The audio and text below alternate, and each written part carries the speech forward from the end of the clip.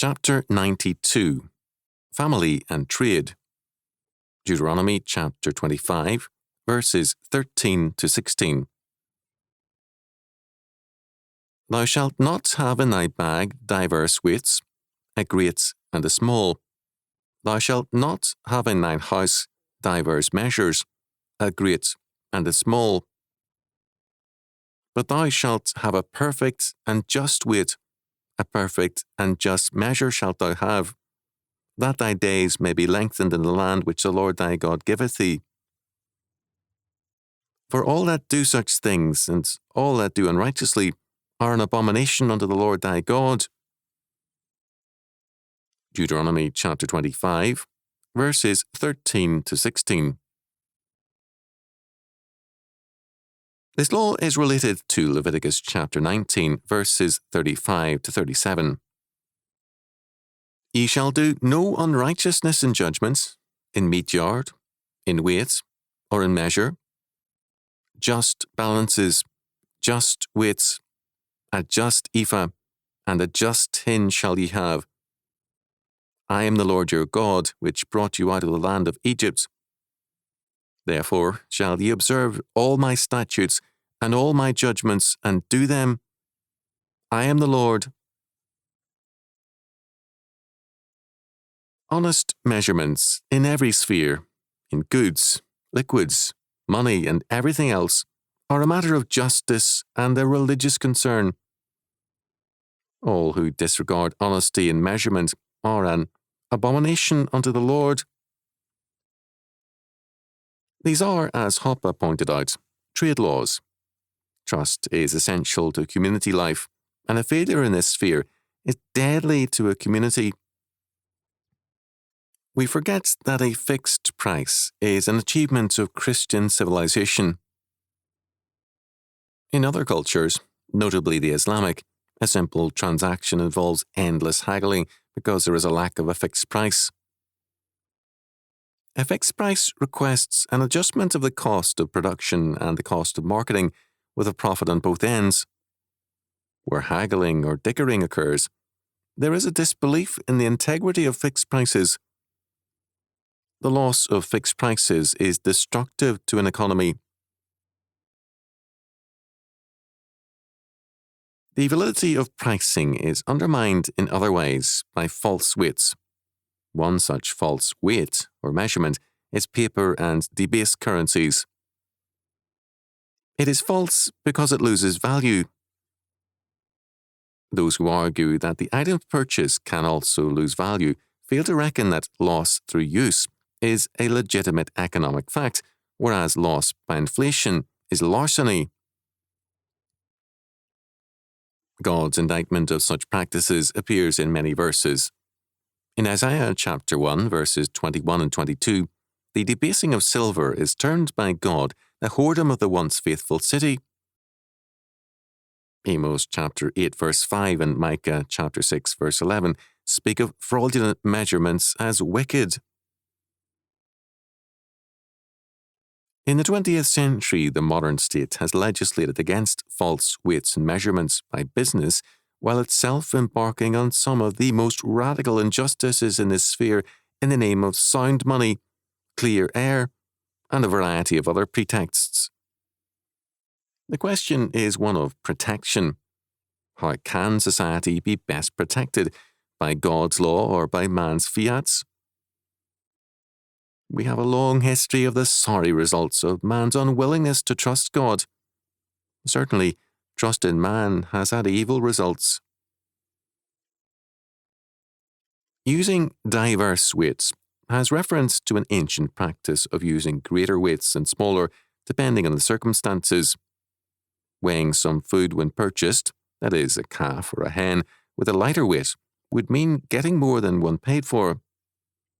Weighing with a heavier weight when selling would bring in more money. Rather incidentally, we learn that David, as king, introduced a standard weight to limit fraud and deception. 2 Samuel chapter 14, verse 26.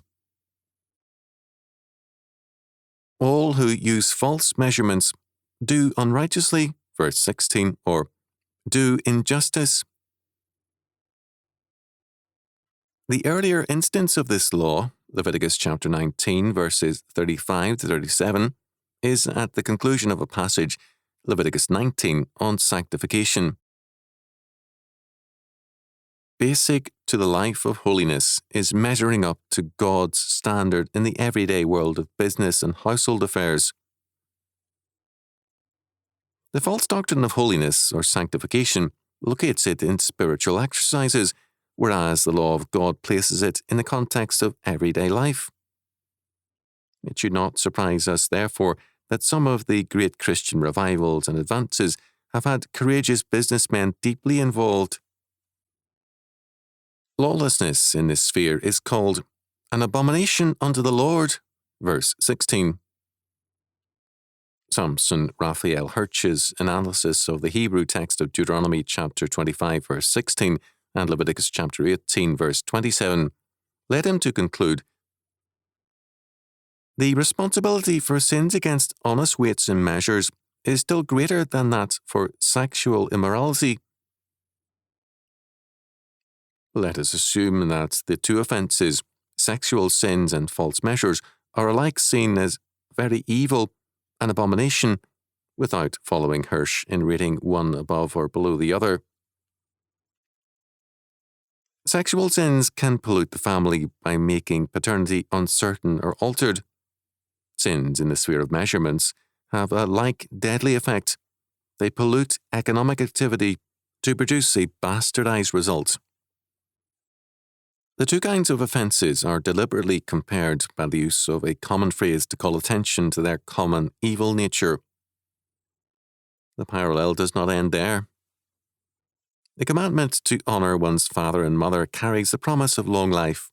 Exodus chapter 20, verse 12, Deuteronomy chapter 5, verse 16, and so does this law requiring just weights and just measures. We must obey that our days may be long upon the land which the Lord our God giveth us. Exodus chapter 20, verse 12.